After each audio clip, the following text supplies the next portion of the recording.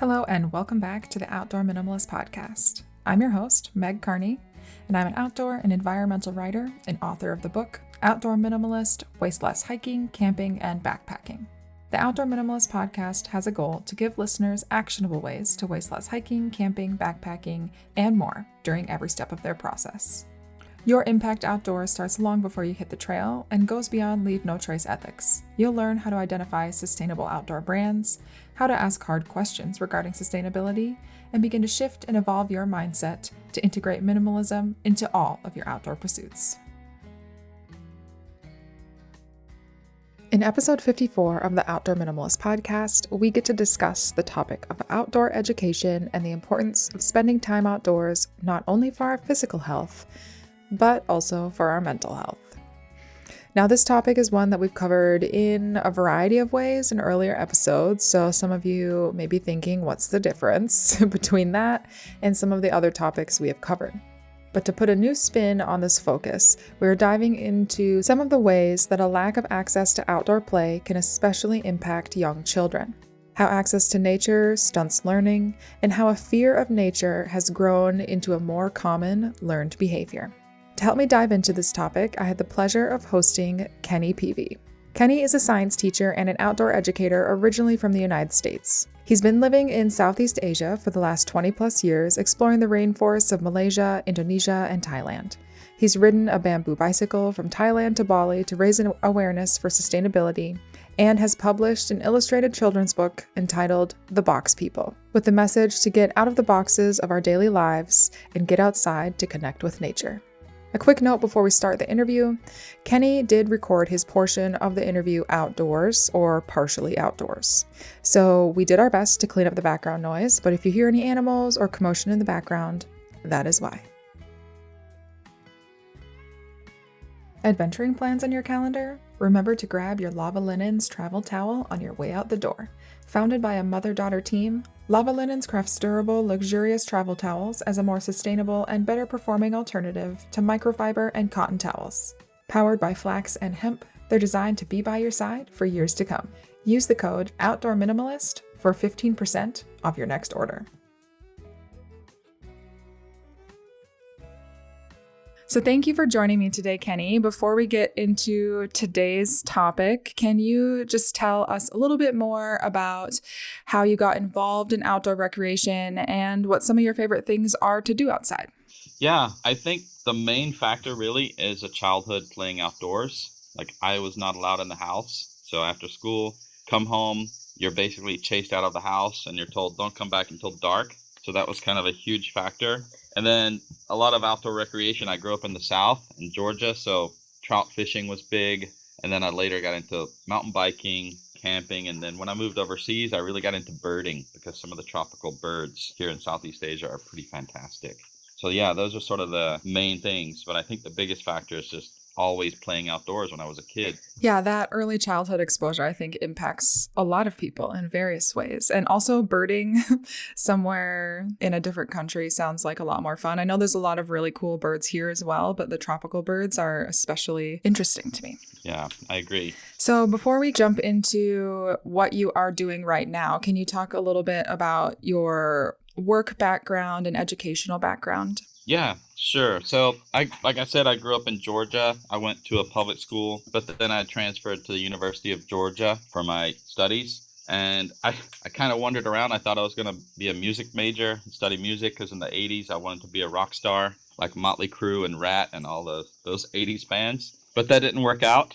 And I had a professor take me under his wing, and he was into aquatic ecology. And he really got me into it. And like I said, having grown up outdoors, playing and fishing and all of that, I really wanted to learn about lakes and streams. So I ended up doing a lot of work in his lab, testing water quality and collecting samples and that sort of thing. So it got me into science. And I ended up working at the Institute of Ecology, which was pretty famous because Eugene Odom was a professor there, and he wrote the first textbook on ecology. And so it was kind of like being in the halls of giants and seeing all these really famous ecologists that kind of inspired me to keep going. And then when I graduated that, I was like, well, I'm not really a scientist per se, but I love science. So I went on to get a teaching degree. And then that later led to a master's degree at Montana State University. So that's sort of the educational history. And then my background for teaching was I taught biology in public schools in Georgia, but then I got a job in California at an outdoor science school. And that really set the stage for what I do now, because it combined science and outdoors and nature and some outdoor education and lots of those different skills. Then along the way, I taught at a nature center in Georgia, Sandy Creek Nature Center. And then when I moved overseas, I've been teaching at international schools ever since. That's awesome. That's quite the progression, but it makes a lot of sense. And that transition into, I guess, like more immersive outdoor education, was that really intentional, or was it just kind of you were getting tired of the traditional classroom setting and wanted to expand your educational knowledge? Yeah, it was a bit of both. One of the jobs I had along the way was I was sort of a field assistant, field technician, helping some graduate students and doing a lot of field science. And so I got sort of that background of doing hands-on science, but in the field. And then when I was teaching science in the classroom, you're right. I got kind of tired of being in the classroom where you basically look at posters and textbooks. I wanted to go out and look at the real thing and take kids out. And that combination worked really well. So even when I was, in traditional classroom, I would still do weekend field trips with the kids, or like trips to streams and rivers to sample aquatic macroinvertebrates, or even just plain old recreation, like take them hiking and look at trees and leaves and birds and flowers. So they both lend themselves to each other. There's a good crossover there for outdoor science, field science, and outdoor education. Yeah, awesome. And what type of education do you do now? It's an interesting mix. I work at the Green School in Bali, which we can talk about more in a bit, and it's a very non-traditional school. We don't have walls. The whole school is built out of bamboo. So I currently teach math, which is an interesting mix because it's your traditional type of math. At the moment, I'm teaching algebra, and we're finding ways that we can make it more hands-on and experiential. But I also teach English as a second language for young learners, for primary students, and I also do camps for schools that visit us in Bali. So we'll do like your cultural immersion or your adventure camp or some sort of ecology or sustainability camp. So for me, it's perfect. It's a nice mix of classroom plus outdoor education. It sounds lovely.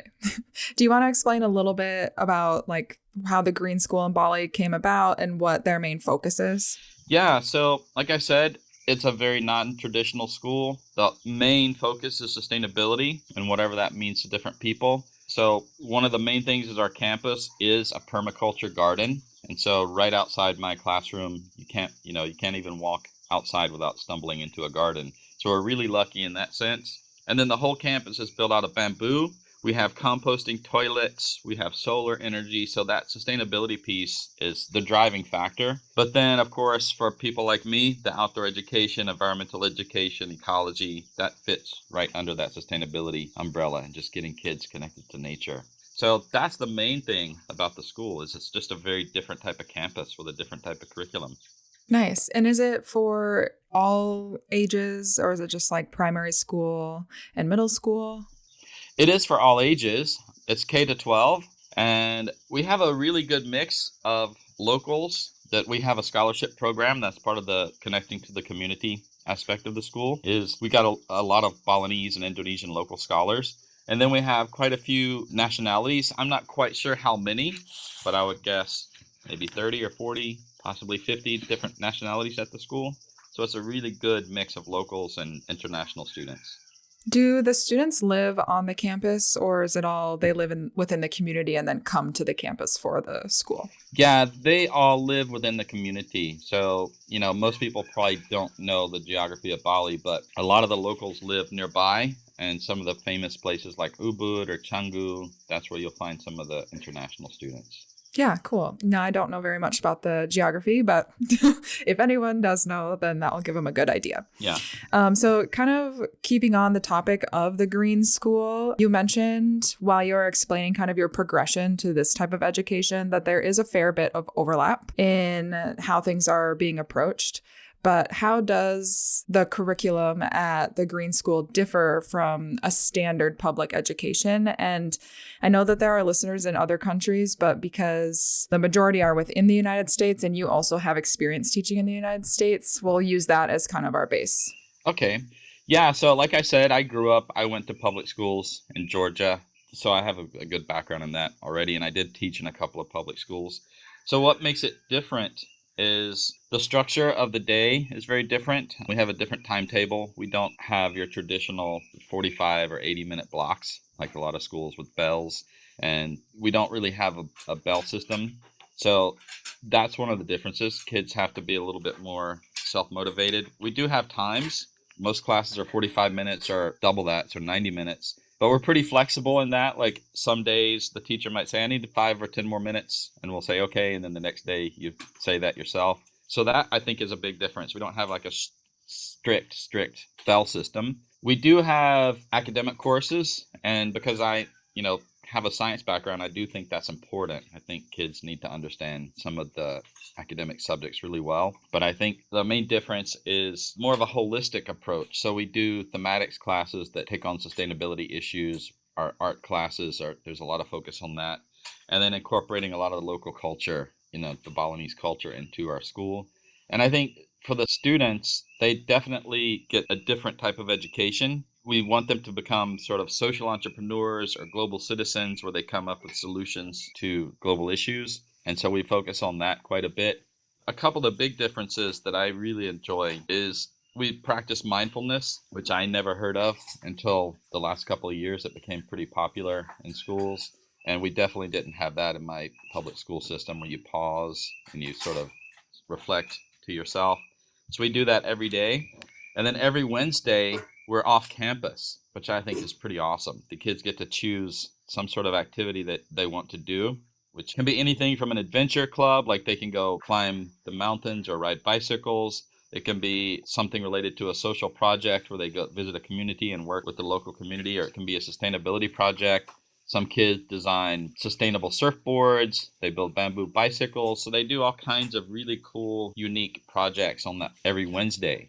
And I wish every school would have an off-campus, off-timetable day during the week because it's really, really cool. And it's quite popular with the students, and I think they get a lot of benefit. Yeah, that sounds like it is all very practical, which I don't want to say that education in the United States isn't practical, but it's very, very fast-paced, and there's not a lot of downtime. Right, exactly. So being able to kind of integrate those more realistic aspects seems really nice, especially the mindfulness, because I feel a lot of times that ability to cope with the pressures of the day and stuff like that are often forgotten about. Yeah, definitely. And these days we're seeing kids that are stressed, that have anxiety. Their schedules are fully booked and they just don't have time to be kids. They don't have time to go outside and play. Yeah, so since you don't necessarily operate within a traditional classroom building setting, and you already kind of mentioned this, so a lot of how you are teaching is more experiential and hands-on. Yes. So for every topic we discover or investigate, we like to have some sort of culminating project at the end related to sustainability, or at least related to, outdoor education or something connected to our school grounds or our gardens. So, for example, last year I was teaching science, we did a couple of cool projects. We investigated crickets as an alternative food source for humans, and we made cricket brownies. So the hands-on part was we raised our crickets, and we learned about the entomology, the life cycle of crickets. And then there's a company in Bali that actually makes cricket flour. So we bought some cricket flour, and we made some brownies. This year, they're going to actually eat the crickets they raise. I didn't do that last year because I wasn't quite sure how I was going to cook them. But this year they're going to do that. So a little bit adjustment to that project. But it was really cool and really popular. And the kids, as a mixed result, all the kids tried the cricket brownies. And we had a blind taste test and collected some data on, the preference. And it turns out no one could really tell the difference. So that was one cool project. Another one was, with my grade 7s, we grew some plants and we collected data on their growth rates. So just connecting that back to some science and the life cycle of plants. So those kind of examples are what we really are good at. Yeah, that sounds really fun. And the cricket brownies, were they good? Did you try them? Yeah, they were. You really couldn't tell the difference. So, what we discovered is just the thought of eating them, and as well as the sort of the marketing of it. Mm-hmm. So it doesn't appeal to people if you say cricket brownies. Yeah. So that was something we talked about, is changing the name. For example, you don't say, if you eat a burger, you don't say you're going to eat a cow leg. Mm-hmm. That doesn't sound very appealing. You say a burger, and that sounds more appealing. So we use that sort of logic to think about it and say, how could we market this so it sounds better? it turns out that people couldn't really tell the difference when we gave the blind taste test. Yeah, that makes sense. I have read a lot of good things about insect proteins, so that's really cool that you're integrating that. So we have been really kind of just focusing on the green school for a little bit, but we're going to kind of like broaden the conversation. And I want to talk about how and why you think nature should be a bigger part of our lives, especially for children, but we can also branch into life as an adult. Yes, I'm glad you asked that. I was just talking to some people yesterday, and I remembered a statistic that I've read many times, and it's something along the lines of the typical kid or child spends 7 to 8 minutes a day outside. And I think that's probably true depending on where you live, especially in these urban areas where there's not a lot of access to nature. But that's so different in contrast to my childhood where I was outdoors several hours a day and on the weekends because we didn't have an alternative. There was no indoor play. And what we're discovering now are just the impacts on us as individuals as well as on a collective society. And really post-COVID or as we emerge from COVID, like we've been locked in our houses or on some sort of restriction and a lot of us couldn't get out. And a lot of those impacts are, your social, emotional well-being. There's tons of studies now. And all I do now is just, search for those terms like social emotional benefits of nature, and you'll see lots of peer-reviewed papers on these things nowadays. But we're discovering that it impacts our emotional health, our physical health, with some of the obvious ones being, lack of sun, lack of physical exercise. And one of the big ones that's happening now that I've had a couple of friends verify from their own kids is myopia, that the kids are staring at screens so much, and the doctors are actually prescribing time outdoors as a solution, or as at least part of a mediation, like get outside and look far away, look at the horizon, look at trees and mountains, and sort of at least remedy or offset some of those symptoms of myopia. So that's a big one that I've had some friends talk about. And then there's some of the social things like kids playing outdoors. If you have a gang of kids playing outside, they'll just make up games.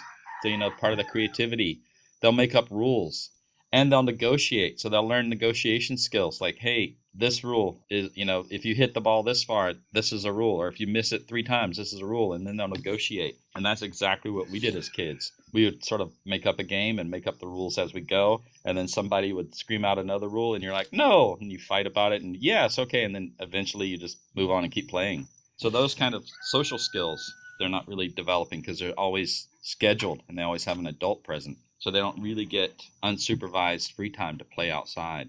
So a lot of those for kids, but I think, like you said, we tend to forget that it's so important for us adults to spend time outside as well. Yeah, that's a lot of really interesting information. And I didn't know that about the myopia. It makes sense, but I never really thought about it.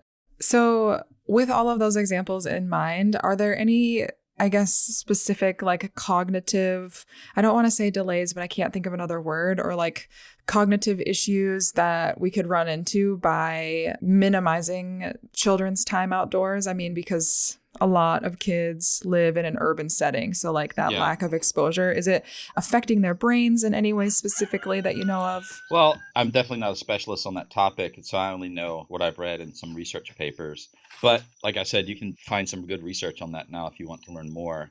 But some of the ones that I've seen and heard is I was on a hike with a guy in Thailand and he was a chiropractor. And he said he's noticing that kids, they don't know how to negotiate uneven terrain. So they're used to walking on flat surfaces.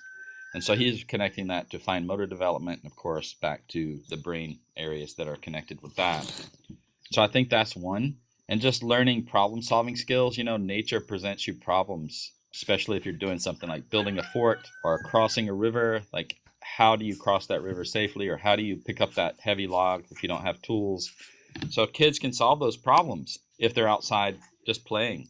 But if we don't give them access to nature, those sort of skills like the fine motor skills to walk up and down a hill, I literally have had to teach kids how to walk downhill. They don't know how to lower their center of gravity. They don't know how to negotiate uneven terrain.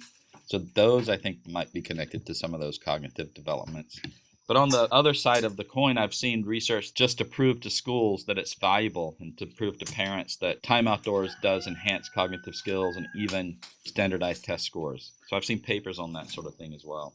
Yeah, and I can share a couple of resources in the episode notes if people want to learn more about that. And I know when we talked before, we both mentioned The Last Child in the Woods book. So if this is a topic interesting to any of the listeners, I would recommend checking out that book. Yes. So before we get into, I guess, like practical ways people of all ages can make nature a bigger part of our lives, what are some major hurdles that people face when they're integrating outside time into their lives or their children's lives? And we mentioned a few of them, like living in an urban setting, but you can kind of expand on those ideas. Yeah, we just were talking about this last night with me and a couple of friends, but time, I think, is a big hurdle because we schedule and plan our lives so much in advance now that time is now a major hurdle for a lot of people. So much so that some of the urban places where I worked and lived, people have to schedule play dates, which in the old days, it used to just be spontaneous because we didn't have anything else to do. We would just break into a game outside, but now it's being scheduled. So I think time is a big factor. Access. If you do live in an urban area, you're very lucky if you have a county park or a state park or a national park nearby. And depending on what city or town you live in, you may or may not have that. So I think access is an important one. And then I think a couple of the natural ones like mosquitoes, heat, dehydration, people just aren't up for that. I think you're pretty outdoorsy, so you probably know those well. Like, I don't mind mosquitoes, but I've been on hikes where people are just slapping themselves the whole time, and it's not pleasant for them. So I think some of those natural things, I think there's a big concern in the States now about ticks and Lyme disease, which is probably a real issue and a real concern. More than just an inconvenience, it's probably could be a bigger health hazard with that one. And then just the mentality, like when I was a kid, I thought I had to have fancy equipment to be like a hiker, and I never could afford it. But now that I'm older, I don't have any fancy equipment. I just have my boots and a little bum bag, fanny pack, and a water bottle. And that's it. I don't need the really expensive equipment. So I think all those could be barriers for some people. Yeah, for sure. All of those are big barriers to entry, and they're just kind of a big part of at least like the Western lifestyle, really in general, I think is kind of a barrier.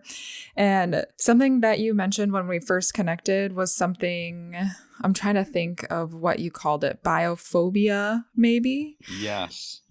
And like tying that back to like early exposure to nature. So can you kind of expand on that? Yeah. So just to define it for people, because I discovered not everyone has heard of it, but biophobia is the fear of living things. And the opposite is biophilia, which is sort of an affinity or a love of living things.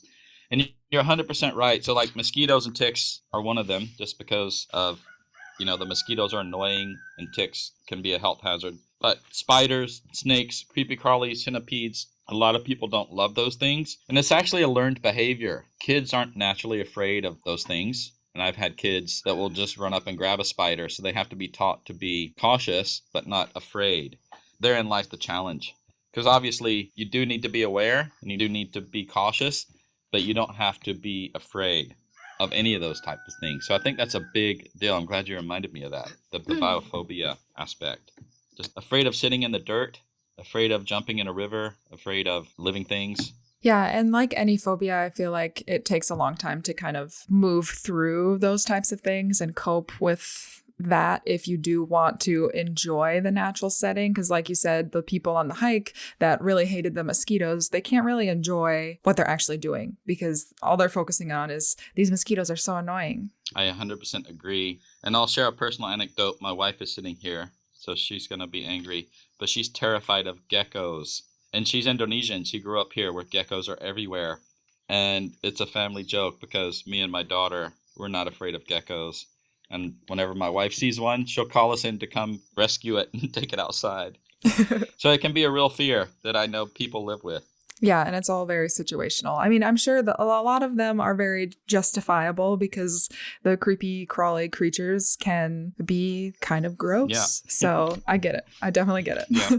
So I guess other than like moving away from the idea of biophobias in general, like say you maybe don't have any of those or they're relatively mild, what would be some practical ways that we can make getting outside or nature a bigger part of our day-to-day life? And we can kind of do this as like a progression. So starting with an individual or a family and then moving into classrooms, communities, and beyond that.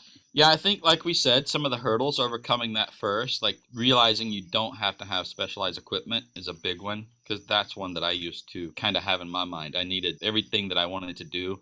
I needed some sort of expensive equipment, which just isn't true. So for individuals, some of the simple things, depending on where you live, if you're in an urban environment, you might be restricted to going to a rooftop and observing the sunset, or the sunrise, or planting a garden on the top of your roof, which I know happens in some really mega urban developed areas. And those are pretty cool. I've seen a couple of new things lately where there's urban birding clubs, like people go birding in urban areas, and they can be surprised at some of the species they see. And one of the things that I like to say for those type of areas is like nature grows between the cracks. So, if you find a vacant lot or you find a highway median, we were talking about that yesterday with some people that live in some really urbanized areas in China. They were saying a lot of their nature is between the highways, which that might be difficult to access, but I know it's true for some people. So getting outdoors depends on your context, but just morning mindfulness is something I do. And I'm very lucky that I have a garden. So just sitting in the garden, doing my mindfulness and breathing routines is something I really, really enjoy, and connects me to nature. If you don't have daily access, then it has to become a weekend getaway or a monthly getaway. And I think they're so important that we unplug at least every week or two and just go somewhere. So it might be the case that you don't have direct access, but you have to hook up with a couple of friends and hop in a car or on a bicycle and go somewhere and just get away from the city. So for individuals, yeah, those are some of the things that I think. Getting into some sort of sport as well. Fishing, hiking, mountain biking, camping that's outdoors based. And then you have a group of friends. I think there's no shortage of groups, whether it's on Facebook or a community paper or something, you hook up with people and say, hey, we got these common interests. For families, the fun things we do is some picnics. We have a family joke, like my wife cooks for 5 hours and then we eat it in 5 minutes. But we go on these picnics and we just kind of sit on the ground and eat our food and hang out. It's not really a big event, but just being outdoors, and hearing the sounds of nature, seeing some butterflies. And I think in those respects, and for everyone, individuals and families, just really paying attention and really observing what you see, because there are things out there, but a lot of people don't really notice that. Anything from moss, lichens, insects, getting into entomology, there's going to be some sort of living thing. And even if it, at the micro level, if you're really into it, like fungi, fascinating, and they're in every soil, every tree bark, every crack, there's going to be fungi. So those are all cool for individuals and families. If you can do it, go rafting or just go jump in the river. You don't actually have to have specialized equipment. You can get an old tube or maybe even a life jacket or something, just float around, which is kind of fun. What we do is we designate times. We say, okay, we're going to have a family day. We're just going to go someplace kind of natural and hang out for a couple hours. That's it. And then for teachers, that's what I was talking about yesterday with some of the teachers based in China, is how do you get your classrooms and your schools and your kids out, your students outdoors, especially if you live in these urban environments where a lot of people don't have direct access. And it's essentially, like we said, just the weekend hiking clubs or the rooftop gardens, or finding, a week during the school year or a 3-day weekend or a long weekend where you can get the kids out and take them camping or on some sort of adventure and just get them exposed to nature. So it may not be easy, but it's worthwhile. In fact, I think it's crucial that we do that. Yeah, those are all really great examples. And a lot of times I feel like it's really easy for people to kind of like overcomplicate it. Whereas like, yeah, even if you live in an apartment building, you can go for a walk in the neighborhood or find a city park if there's public transit and things like that. And a lot of that comes down to city planning, which is somewhat unfortunate, especially in the United States where everything is planned around cars and not pedestrians or bikes. Yeah. So that also, I think if people are interested in finding finding more ways to get outside, getting involved in politics and policy within your community locally can be really helpful to kind of like push for the health of the community in that way. I 100% agree. And, one of the things I just remembered, the way I learned a lot of what I know is just by volunteering or joining groups, like the birding group or the botany group. And I know that America has tons of those types of groups that you can join, and people are usually very excited to share their knowledge, and they'll have equipment. Like I used to just borrow people's binoculars because I didn't have my own. And I learned a lot about it, about nature and ecology of Southeast Asia when I moved here, just by doing that, joining sort of special interest groups and just volunteering or hanging out on the weekends with them. Yeah, I also kind of learned that. And most of the groups that I have connected with a lot of people in person are actually on Facebook. Like I don't use Facebook for a ton of things other than groups and networking anymore, which is kind of weird to me because of like how I used to use it. But it's a great way to connect with people in your community, or even just use as like a forum. So like I'm going backpacking in a new place next week, but if I join a group that is specifically about that area, like I can ask questions like, what type of gear do you recommend for this type of year? Or what's the best way to get a permit? And all those types of things. Then you have like people who are, I guess, more experts in that area, which is helpful. 100% agree. So I guess to kind of transition into the topic as a whole, like a culmination of the ideas, I think that it is a pretty good reflection of your book, The Box People. So do you want to talk a little bit about what that book is about and how you came to that idea? Okay. Yeah, it's an illustrated children's book. And the main theme is these people live in a very urban area and their lives are overscheduled. They live in a box, which is their apartment. They eat food from a box, which is, their cereal and mac and cheese and pizza. They drive in a box, which is their urban car, suburban car, SUV type thing. They go to work or school in a box, which, their office or their school, or the mall is where they go for recreation. So their whole lives are in boxes. And one day, sort of the hero of the story gets really fed up with it. And he just kind of runs out to nature in the park. And lo and behold, he has this revelation that he feels really good. And he kind of thinks, well, why is that? And he looks around, and of course, nature doesn't work in straight line or boxes. It's quite the opposite. Nature is cyclical and crooked and curvy. So he had this idea of, well, why don't we get rid of all of our boxes? So that's the essential part of the story. That's the essential theme. And the idea came about, actually, believe it or not, I wrote this book, I do believe, in 1998. So like 20-something years ago. I was in Germany during my university years, and I was in a very urban area in the wintertime, and it was cold and it was gray and everything was cement. And even I walked down to the river and it was like a cement riparian zone. And the idea just came to me, like I was craving some sunlight, I was craving some nature. I just wanted to see something like some flowers or some trees or some plants or birds. And I sat down and wrote the book. And then I didn't publish it till like 20 years later. But the message is still the same, especially like I mentioned very early on about the post-COVID world where we've been locked inside and been sort of restricted. I think now's the time for people to get out of their boxes and get outside and play. And that's really my main message is get outside, play. And when you're playing, you're going to explore. And when you explore, you're going to learn.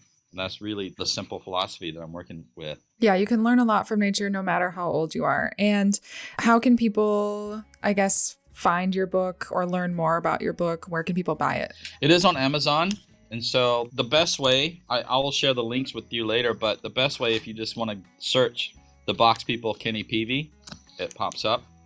And I have a really active group on Facebook where you can find information. But on that Facebook group, I'm like you. I've started using Facebook in such a different way. I now use it for networking. But the purpose of that group is sharing ideas, activities, lesson plans, inspiration with teachers and adults. It's mostly families and teachers at the moment, but I would love if more kids connected to it.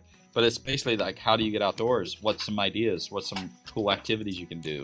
So those are the two main ways, is just Googling it. It's on Amazon. It's available on Kindle as well. So you can, I think if you're a Kindle member, you can read it for free.